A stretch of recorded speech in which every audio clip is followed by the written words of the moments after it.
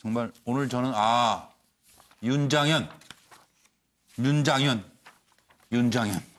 정말 이게 어떻게 해야 될까요? 이제 와서 꺼낸 말이 고인이 되신 노무현 전 대통령을 지키기 위해 바보가 됐다라니 정말 더 기가 막힙니다.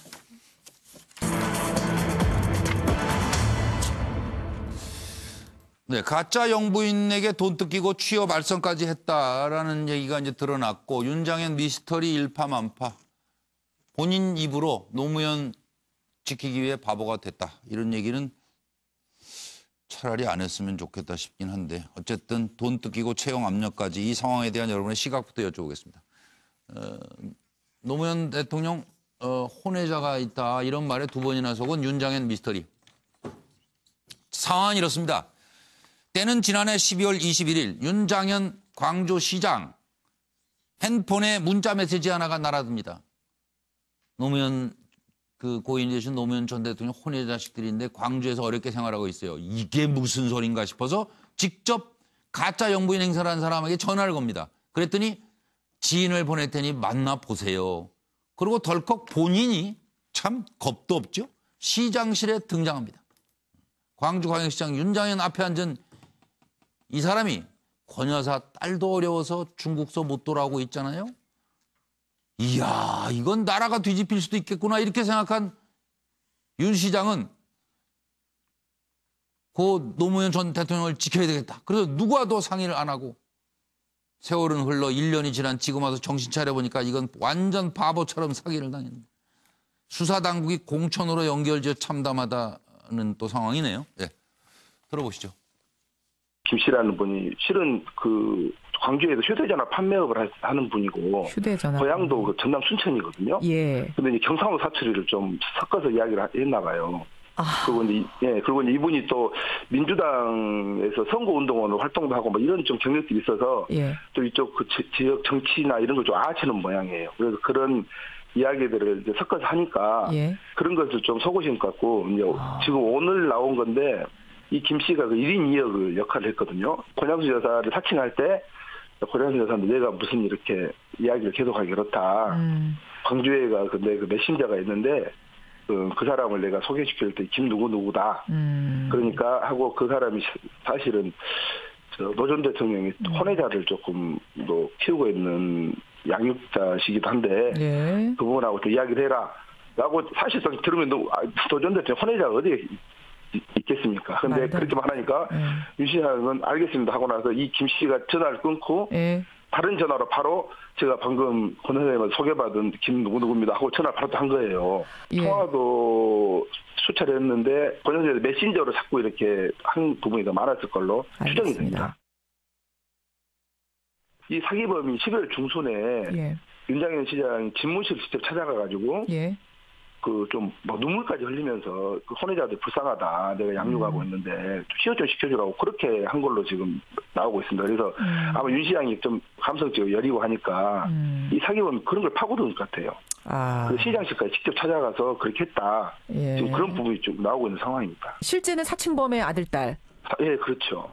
그 아들이 28살인데 김대중 컨벤션 센터 임시직으로 채용이 됐고요. 그리고 그 딸이 지금 나이가 30으로 파악되는데 광주의 한 사립중학교 그 기간제 교사로 취업을 청탁받은 사실이 이제 학교 측에서 인정을 했습니다. 알겠습니다.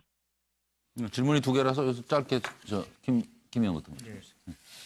이제 이런 것 같습니다. 처음에는 그런 말을 믿어서였습니다만은 더 심층적으로 들어가면 왜 저런 어떻게 보면 조금만 객관적으로 보면 좀 바보 같은 그런 대응을 한 거잖아요. 확인해 볼 수도 있었는데 확인하지 않았다든지 왜 눈이 멀게 되었는가라고 하는 것은 사실은 자기 스스로가 반성해야 될 지점이라고 보여져요.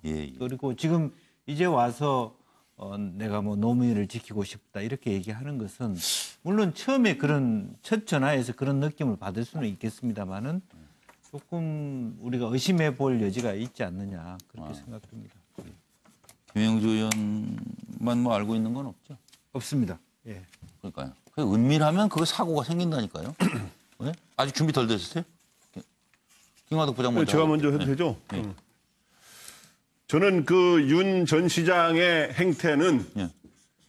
낚인 게 아니라 본인이 스스로 낚시를 시도한 이런 게 아닌가 하는 생각. 아, 오히려? 예. 기다리고 그러니까 있었는데 잘 됐다. 소위 얼른. 말해서 보이스피싱에 낚였다 그러잖아요. 아, 그게 아니라 이런 게 비슷한 게 있으니까 오히려 이거 내가 적극적으로 낚시를 할 수 있는 그런 상황이네. 아, 이런 상황이면서 뭔가 미끼를 던져가지고 예, 예. 본인의 정치적 활로가 좀 어려웠거든요. 그 당시에. 네. 뭔가 공천을 다시 받아야 되는 여러 가지 상황이고 예. 그런 차원에서 이렇게 해서 낚시를 해가지고 혹시 대어를 찾을 수 있지 않느냐 하는 심정이 개입됐을 수도 있다.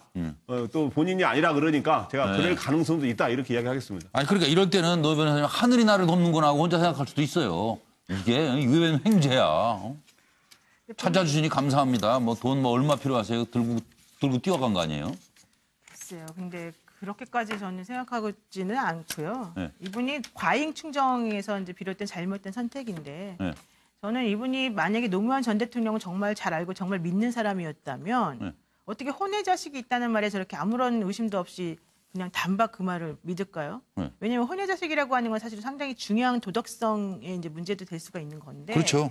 그런 것에 대해서 권영숙 여사가 나서서 그분들의 안위를 걱정해 준다는 것도 좀 상식적이지 않잖아요. 아, 맞아요. 그것도 이상. 그런데다가 노무현 전 대통령이 혼외 자식이 있을 수가 있다라는 생각을 본인이 했다는 거잖아요. 예.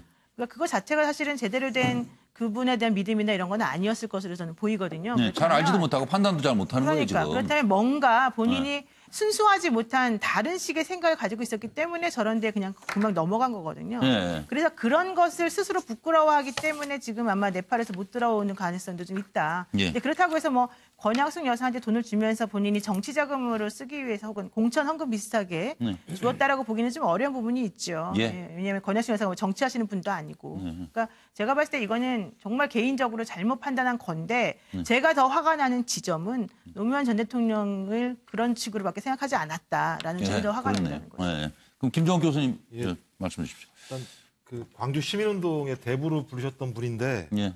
정치권에 들어와서 못 볼 꼴을 너무 많이 보시는 것 같다는 느낌이 들고요. 예, 예. 남는 게 이제 뭐 4억 5천만 원 빚, 그다음에 직권남용 의혹, 채용 청탁 의혹 이렇게 다 받고 계신데요. 보니까는 나이 드신 분들이 이렇게 혼외자가 있다고 그러면 믿으시는 경우도 있으신 것 같아요. 그런 부분들에 대해서. 이분 말씀 들어보면 뭐 눈이 멀었다네 무슨 공천을 바라는 일이었겠는가 사실 확인 못한 처신이 부끄러울 뿐 뭐 이런 부분들이 제가 볼 때는 윤장현 전 시장 스스로가 이 과정에서 다양한 생각들을 하셨던 것 같고 다양한 고민들을 하셨겠죠. 저는 핵심은 뭐냐면 정치 브로커들이 파고드는 공간이 권력의 힘과 공천 내용 아니겠습니까? 저는 그런 부분에서 나이가 드셔가지고 이런 부분들에 대해서 잘 판단을 못하신 것 같아서 좀 가슴이 아프고요. 네. 이런 부분을 좀 반면 교사 삼아서 좀 이런 일이 없었으면 좋겠습니다. 참, 네, 정의진 변호사님. 네. 지금 윤장현 시장은 이중적 지위를 갖고 있어요. 첫 번째는 사기의 피해자고요.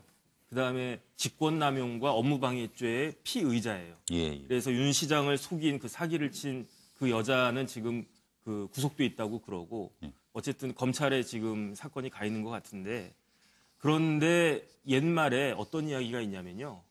바보는 사기를 당하지 않는다고 그래요. 그러니까 사기를 당한다라고 하는 거는 본인이 어떤 욕심이나 그런 게 있기 때문에 객관적으로 보면 말도 안 되는 이야기잖아요. 뭐 노 변호사님 이야기했지만은 혼외자가 있는지도 뭐 모르는 거고 거의 그런 게 아니고 바보는 계산기가 안 돌아가니까 모른다니까 안 속는다니까. 거기에다가 혼자 설령 계산기 두드리 다 속는 거예요 지금. 있어도 그 권 여사가 할 이유가 없고 그러니까요. 상식적으로 바보 그런 사람들은 걸리지가 않는데 그러게. 낚였다라고 하는 거는 사실은 뭐 순진하다는 측면도 있지만은 또 다른 저희가 아까 김광덕 부장님 말씀하신 것처럼 의심할 수밖에 없는 상황이기도 합니다. 완전 헛똑똑이 뭐 지금 그 상황. 아니 뚝뚝이가 아니라요. 뭐예요? 이 윤장현 시장이 그 예컨대 권양숙 여사를 사칭한 그 목소리하고 네. 그다음에 그러니까 노무현 대통령이 혼외자가 있다고 하는 그 목소리하고 동일인인데 이거를 구분을 못했다는 거 아니에요, 그죠? 네. 네. 그래서 저 그걸 보면서 드는 생각이 왜 얼마 전에 경상도 사투리 쓰다가 뭐 또 얼마 호남 전에 사투리 쓰다 예, 그랬다는 얼마 거 전에 아니에요? 드라마에 이런 거 있잖아요, 왜 예. 그 자기 남편한테 내침을 당해가지고 어떤 막 빠져서 뭐 죽을 뻔에다가 도저히 살아와가지고 다른 사람인 것처럼 얼굴에 점 하나 찍고 나타나서 이 복수하는 그런 드라마 있었죠. 시청률 되게 높았죠. 근데 시청자들이 볼 때는 진짜 웃기잖아요. 이거 얼굴에 점 하나 더 찍었는데 그걸 못 알아보냐. 근데 거기서 드라마에 있는 사람들은 그거를 구분을 못하죠. 그죠? 근데 이걸 보면서 윤장현 시장 보니까 그 생각이 들어요. 그 드라마에 있는 사람들하고 너무너무 똑같아요. 그죠? 본인이 그 드라마에 출연하는 건 줄 알고 거의 이제 우리 옛날에 이거 있잖아요. 왜 지록이마. 지록이마. 뭐 사슴을 가리켜 말이라 그런 거를 다른 사람이 있는데 이분은 자기가 나서서 지록이마라고 그러는 정도니 사슴이 뭐라 그랬을까요? 그래서 제가 이렇게 박수를 쳤습니다. 사슴이 이분한테 뭐라 그랬을까요?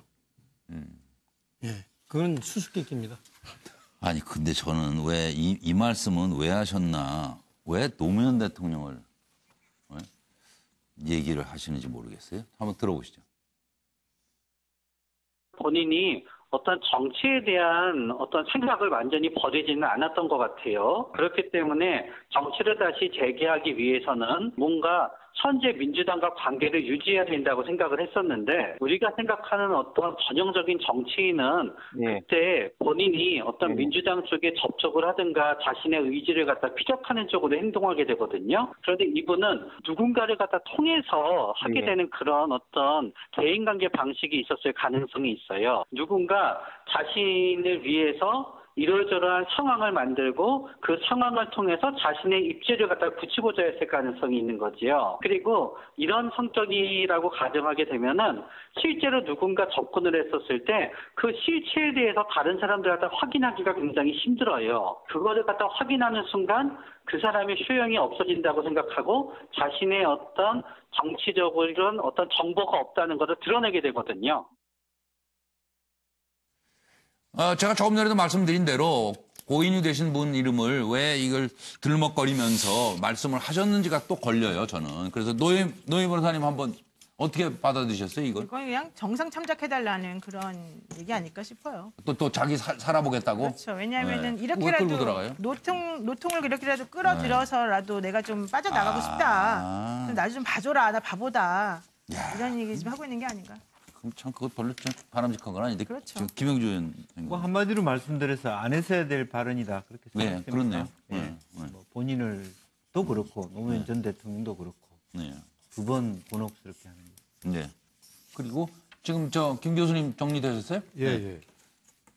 그 보면 정치권은 전 잘 모르지만 정치권에 보면은 오래 하신 분들은 선수같이 잘 아셔가지고 다 피해 가시더라고요.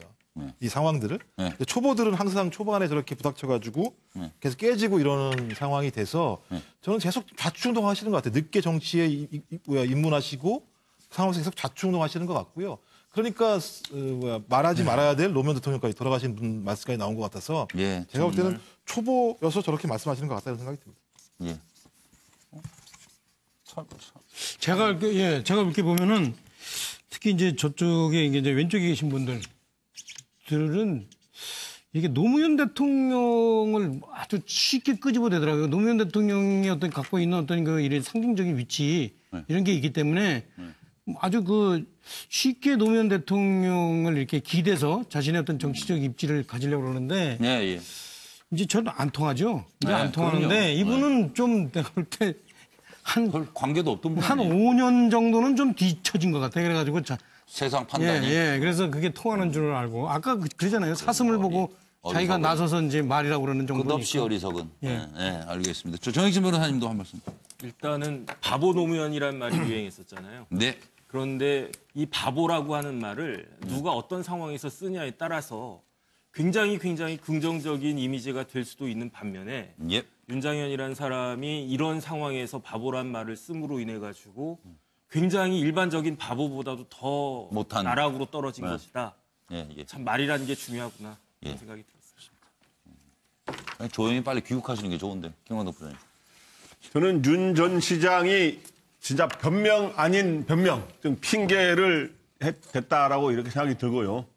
그래서 아까 말했지만은 그 바보라고 할 때는 바보 노무현이라고 하는 이제 그러한 게 원래 표현이 있는데 거기에다가도 이런 조어를 만들기 위해서 이거를 군색하게 하기 위해서 왜 이런 레토릭을 만드냐고 참 애쓰셨다 이런 생각이 듭니다.